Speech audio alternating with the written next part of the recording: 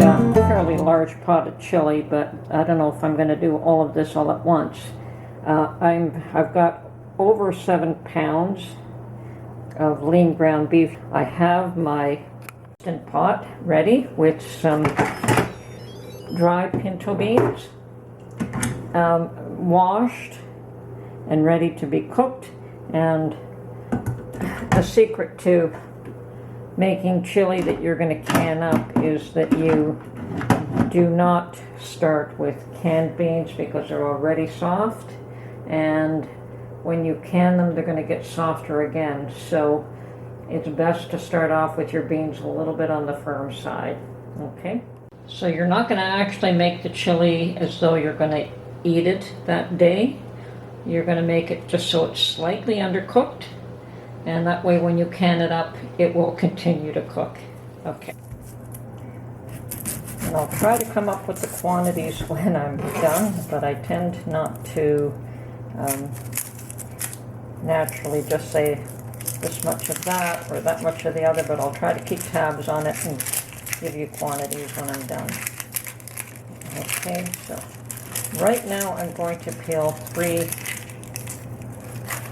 onions. I would say 1 smallish and 2 larger ones. I've also got 3 green peppers, and I'm going to wash these first and then I'll get back to you. Okay, and we're just going to cut these and clean out the seeds and the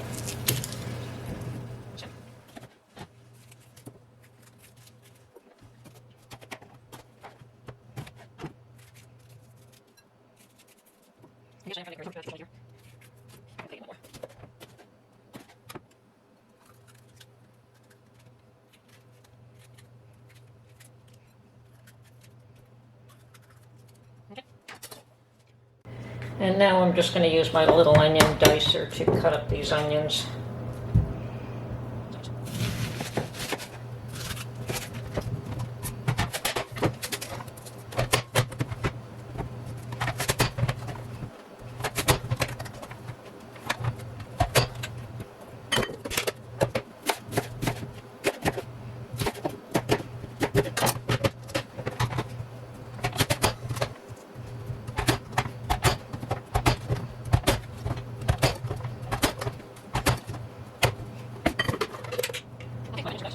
Okay, my onions are diced. Now I'm going to do my green peppers as well.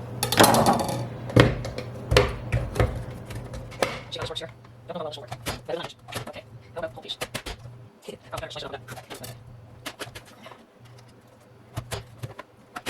I'll make it work too hard. I'm going to rinse out the onion out of this because it seems to be interfering. Okay, let's try this again. Just small chunks.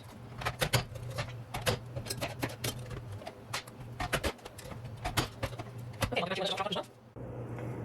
Okay, the next step is sautéing both the onions and the green peppers. So I've got them here. We'll go with the onion first, and then we will remove them from the skillet, and then we'll do the green peppers, and then we'll remove those from the skillet, and then we will brown the meat. Okay, so wait till this gets a bit hot.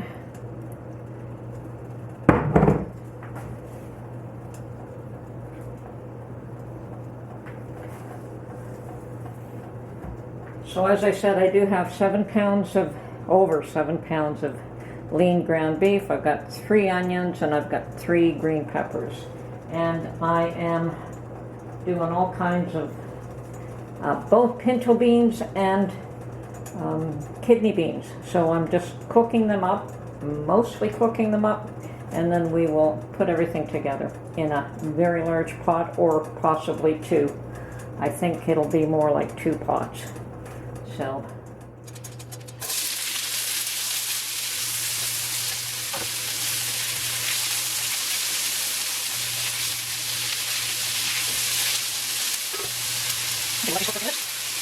and then you will put those in the sorry, I'm like, already planning on the house, so then I can cook it, which I will do so. There's a hard thing to see if I know. Really is, but I don't think it's enough.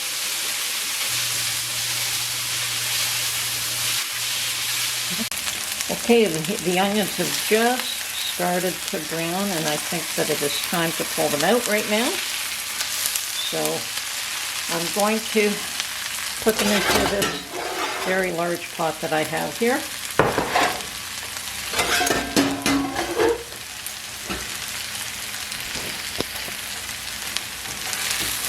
Before they're spoiled.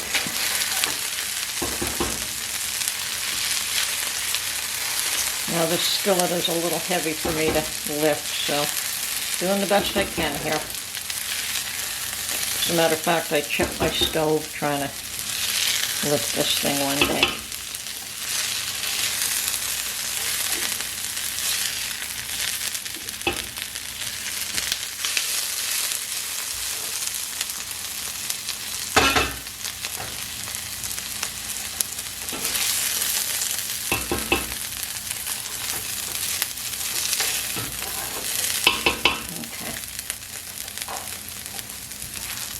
And you want to try and get them all out so they don't burn here.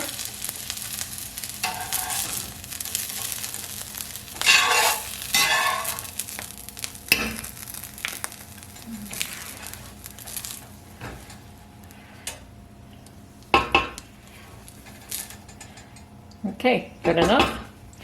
Move my pot back out of the way. I'm going to add a little more oil. And put in my green peppers.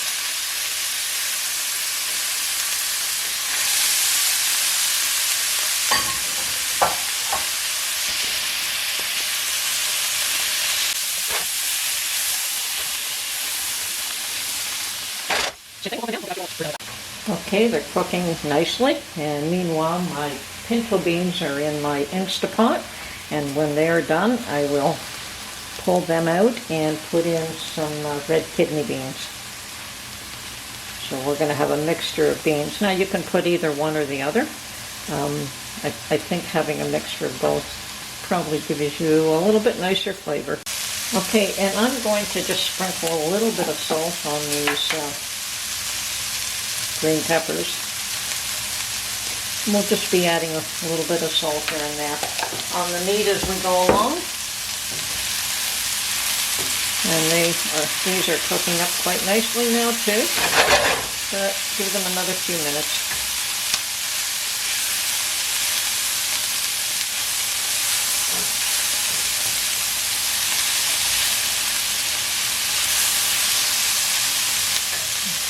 Okay, and these once again are starting to show a little bit of browning. So I'm going to pull these out of the skillet as well and put it in the same pot as the onions.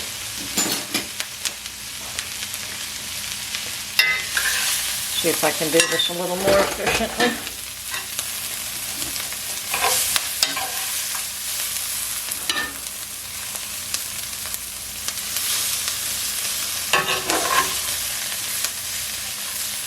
Okay, we don't really want our skillet to cool down, because at this point we want to start browning the meat, and I think it just needs a little bit of oil just so it doesn't smoke too much. And now I'm going to split this open and start off by browning just small chunks at a time. This is a lot of meat.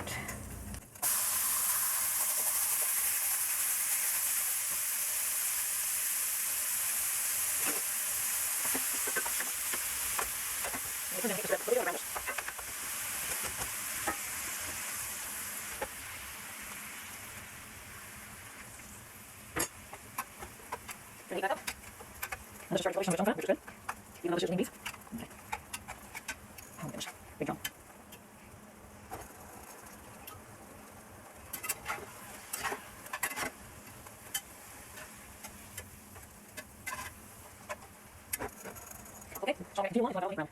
Okay, I've got all my meat in the pot with the onions and the green peppers, and now I'm going to add spices. And I've got my kidney beans cooking in the Instant Pot, and I have my pinto beans all cooked up here as well. And we'll be adding some of these, maybe not all of them. I may have cooked up too many of them. But anyway, let's start off with the, chili, and I've got chili extra hot. I'm going to start off with, 2 tablespoons of this. Gotta be careful with this stuff for me. Okay, then, and we're going to adjust the spices to taste. But as I said, I'm going to start off with this quantity, and I've got 2 tablespoons of cumin.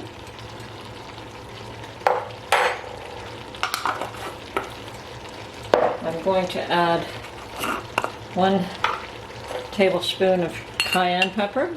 Well, not even 3/4 of one, but once again, we can adjust that. And some salt and sugar, so, let's see, 1 large tablespoon of sugar and 1 large tablespoon of salt. Once again, adjust this all to taste. This is all just initial spice adding. Okay, stir this all in. Oh yes, I can smell that already. Now, I do have kidney beans in the Instant Pot cooking, and I have my pinto beans that are just half cooked. They're certainly not cooked through. And I'm going to start off with at least 3 cups of these, and likely more. So.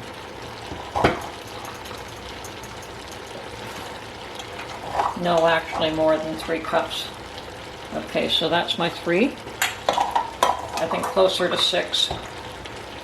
4. Actually, we'll start off with 5 because we're going to add the other ones as well. Okay.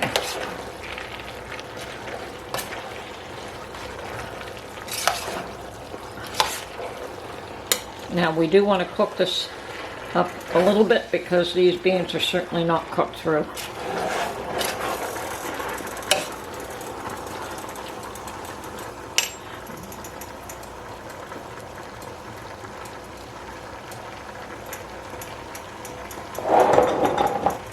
Now I have my quart jars of tomato puree that I make.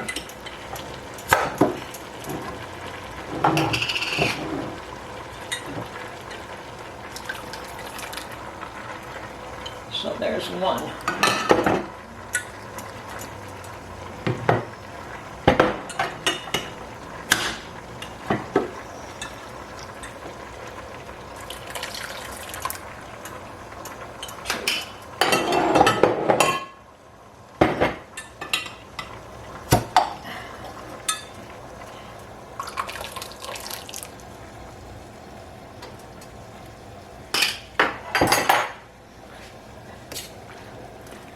And 3 of those to start.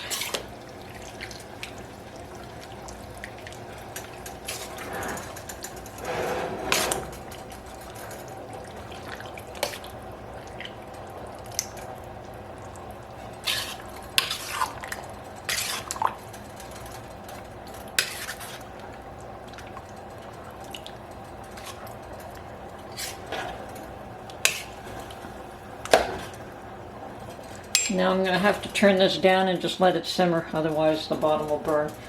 Okay, I have yet to add my kidney beans, and I'm thinking at this point that I have to do this as a 2-part video for a number of reasons. One is that I do want this to cook a little bit, and I may add another jar of tomatoes before I can it. And I also want to add my kidney beans, and I want to give Mark an opportunity to do a taste test and adjust the spices according to his taste and mine, obviously. Hopefully we'll both be happy with it. Now these beans do have to cook a little bit more now. So I want this to cook for at least an hour, maybe longer than that. And when we go to can it up, obviously we want it still to be a fairly young chili. I don't want those beans to be overcooked at all, because they will continue to cook during the canning process. And I will probably make sure that it's also slightly on the liquidy side, because the beans will absorb all the liquid. So that is probably my secret to canning chili. Make it a little bit on the runny side and have your beans not overcooked. So you start off with dry beans, half cooked, cook them up a little bit in the chili, and then let them finish cooking when you pressure can with a liquidy, you know, not a thoroughly dry chili. It will absorb all that liquid. Okay? Okay, so I have all the ingredients in this pot, and I'm just going to let it slowly simmer, because these beans are definitely not cooked. They're about half cooked. So we want the flavors all to meld together, and so I'm just going to let this simmer, and good chance that this will thicken up as the beans cook a little bit more. So I do have another quart jar of tomato puree ready to add should I need it at that time, and if not, I do have a whole bunch of half-pint jars that I can add. Now, I may just add the tomato just before I can it up, because I don't want this chili to be thick when I'm canning it, because the beans will continue to cook in the canner and they will continue to absorb liquid. So you do want it, you don't want it runny, but you don't want it thick either. So, because it will continue to thicken up. Okay, so this is going to just simmer until Mark gets home and has an opportunity to judge the amount of spices that are in here and see if he wants to add more of whatever he wants to add. Yeah, we do that to taste. We always do that to taste. There's no set formula. I mean, I give it a good shot to add something, but then he always wants to add a little bit more. Okay, so this is Tony from her Homestead Skills. Hope you enjoyed this video and that you will stick around for the canning session. Talk to you later.